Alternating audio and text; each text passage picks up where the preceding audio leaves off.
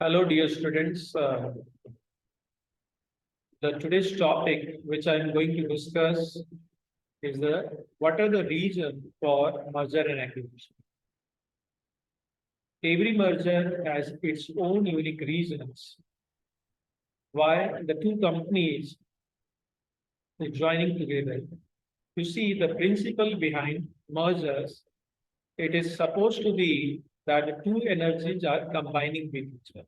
Suppose one company is having the value of 2, another company is value of 2. When they are doing the work separately, they are having only the value of rupees 2.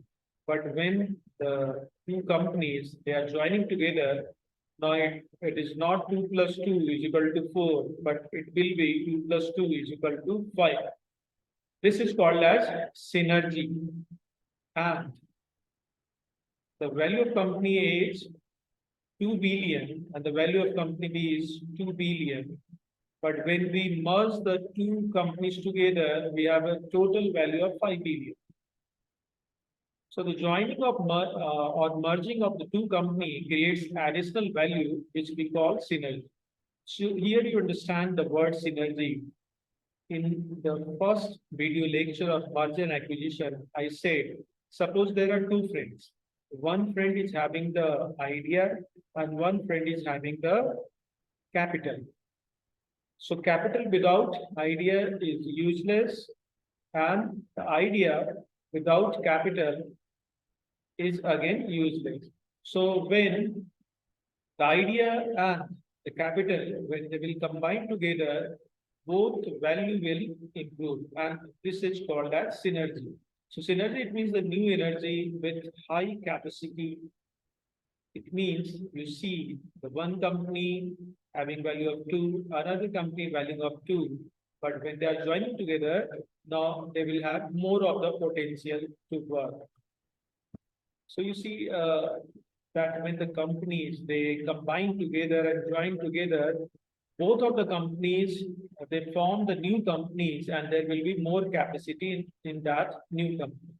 Synergy value can take three forms: revenue, expenses, cost of capital. You see that the benefit it can be counted in the terms of revenues.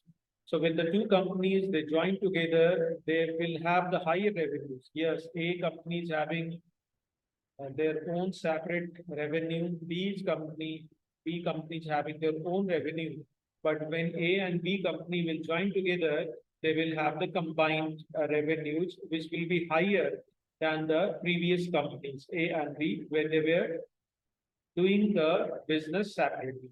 Expenses. So when the two companies they are joining together, they will have the benefit of scale of operations. Scale of operation, you understand that when you produce at a larger scale, you get the benefit that the per unit cost reduces. Expenses. It means now the company will have the lower expenses when they will have a new company, which is the new version of the two old companies. Cost of capital. So when the two companies they are joining together, the biggest source of synergy value is the lower expenses, and definitely when the two companies will join together, there will be more of the human resources, more of the information technology, and in this way, they will be in the position to get the maximum and optimum or the fuller utilization of resources. In this way, they will be in the position to reduce the cost of capital.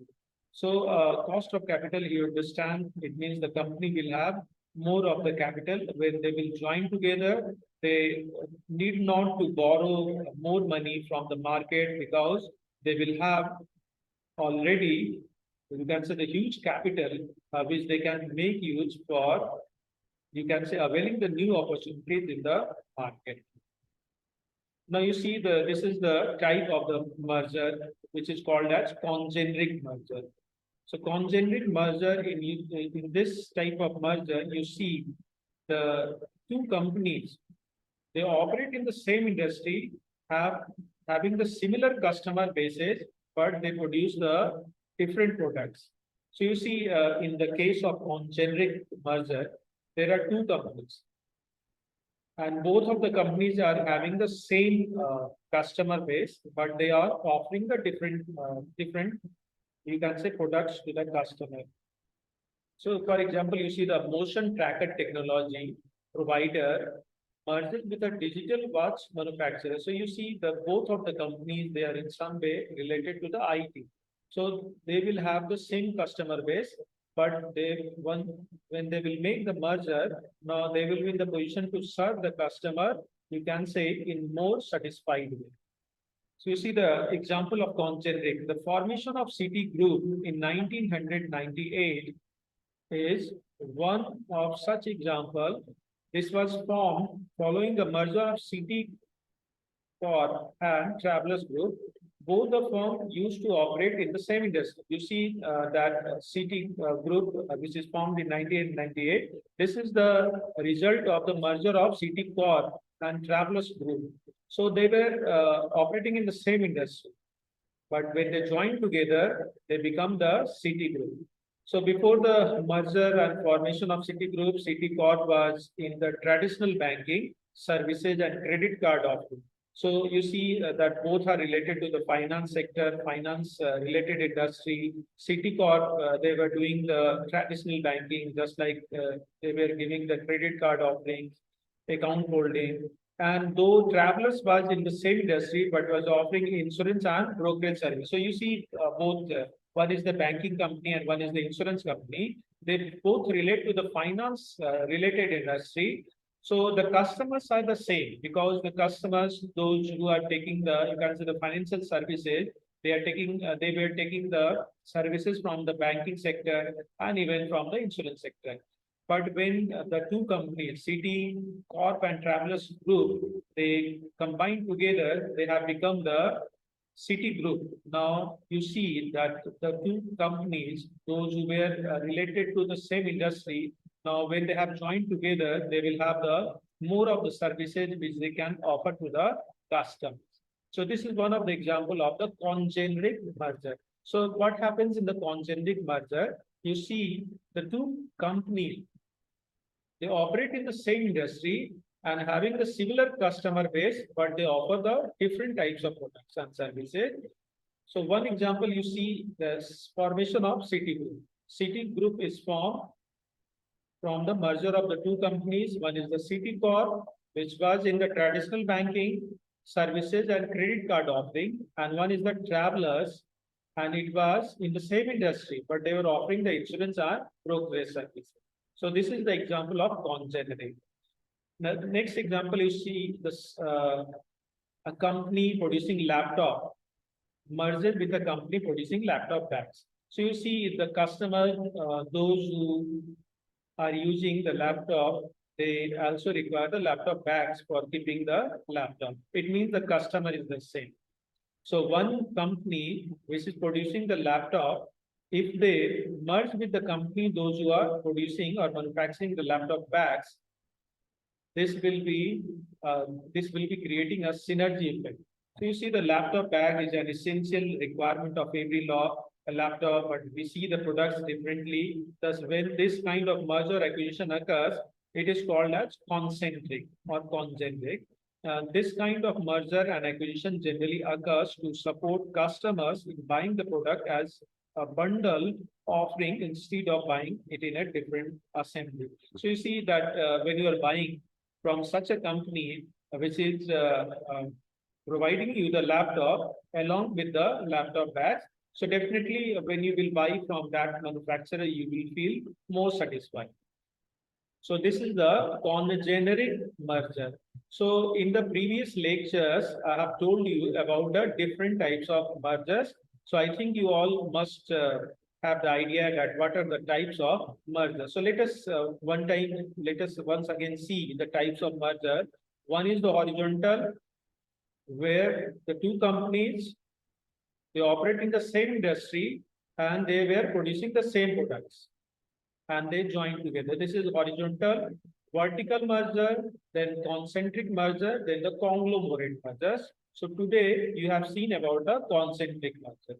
Already discussed about the you already discussed about the vertical merger and horizontal merger. For this, you can see my previous video on merger and acquisition, horizontal merger. You see the similar company A and B, they are joining together.